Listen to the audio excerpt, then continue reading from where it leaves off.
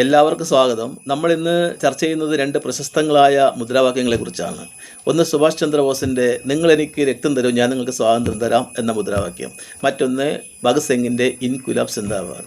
1944 രണ്ടാം ലോകമായുധം കൊടുമ്പിരി കൊണ്ടിരിക്കുന്ന സമയത്ത് ജൂൺ മാസം 4-ാം തീയതി റങ്കൂണിലെ INA ഭടന്മാരെയും വിദേശികളായ ഇന്ത്യക്കാരെയും അഭിസംബോധന ചെയ്തുകൊണ്ട് സുഭാഷ് ചന്ദ്രബോസ് പറഞ്ഞു, നമുക്ക് ഉറങ്ങാൻ കഴിയില്ല, കാരണം ബ്രിട്ടീഷ് ആധിപത്യം അവസാനിപ്പിക്കണം.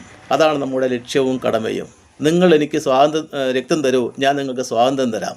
ഒരു സായുധ പോരാട്ടത്തിലൂടെ മാത്രമേ നമുക്ക് ഇന്ത്യയെ രക്ഷിക്കാൻ കഴിയൂ. നാഗാലാൻഡ്, മണിപ്പൂർ വഴി ഇന്ത്യയിലേക്ക് സായുധ പോരാട്ടത്തിന് വരുന്നതിന് മുമ്പാണ് ഈ പ്രഖ്യാപനം നടത്തിയത്.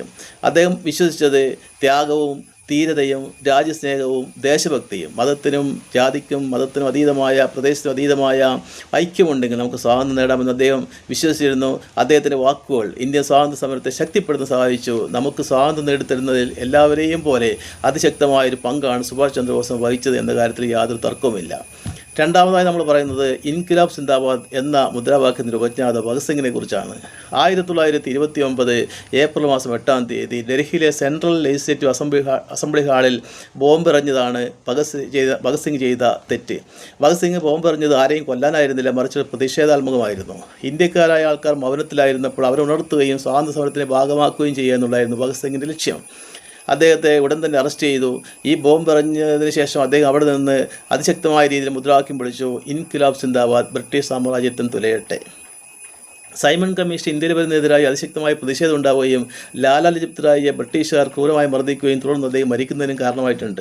ലാലാ ലജ്പത് റായ് നമുക്കറിയാം, ഏറ്റവും കൂടുതൽ ഭഗത് സിംഗിനെ സ്വാധീനിച്ച വ്യക്തിത്വമായിരുന്നു ലാലാ ലജ്പത് റായിയെ. ഭഗത് സിംഗ് പറഞ്ഞു, അദ്ദേഹത്തിന് മേൽ വീണ ഒരു വടിയും വെറുതെ ആവില്ല, ഞങ്ങളതിന് പ്രതികാരം ചെയ്യും. അത് നേതൃത്വം കൊടുത്ത ബ്രിട്ടീഷ് പോലീസ് ഓഫീസർ ജെയിംസ് സ്കോട്ടിനെ ഞങ്ങൾ വധിക്കും എന്ന് അദ്ദേഹം പ്രഖ്യാപിച്ചു. പക്ഷേ അദ്ദേഹം വധിച്ചു. അത് ജെയിംസ് സ്കോട്ട് ആയിരുന്നില്ല, ആൾ മാറി ജോൺ സാൻഡേഴ്സ് അസിസ്റ്റൻ്റ് പോലീസ് ഓഫീസറാണ് വധിച്ചത്. ഈ കുറ്റത്തിന് ബ്രിട്ടീഷുകാർ അവരെ തൂക്കിലേറ്റാൻ വിധിച്ചു. രാജ്ഗുരുവിനെയും സുഖ്ദേവിനെയും ഭഗത് സിംഗിനെയും. 23-ാമത്തെ വയസ്സിലാണ് അവരെ ഭഗത് സിംഗിനെ തൂക്കിലേറ്റിയത്. 1931 മാർച്ച് മാസം 23-ാം തീയതി ലാഹോർ സെൻട്രൽ ജയിലിൽ തൂക്കിലേറ്റി ഭഗത് സിംഗിനെയും കൂട്ടരെയും.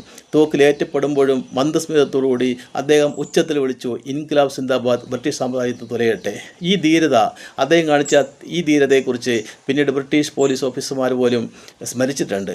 തീർച്ചയായും നമുക്കറിയാം, ഇന്ത്യൻ സ്വാതന്ത്ര്യ സമരത്തിന് ശക്തമായ ഒരു ഉന്മേഷം നൽകിയ, ഒരു ഉണർവ് നൽകിയ, നമുക്കെന്നും ആവേശമായി മാറിയ ഒന്നാണ് ഭഗത് സിംഗ് കാണിച്ച ധീരതയും ത്യാഗവും.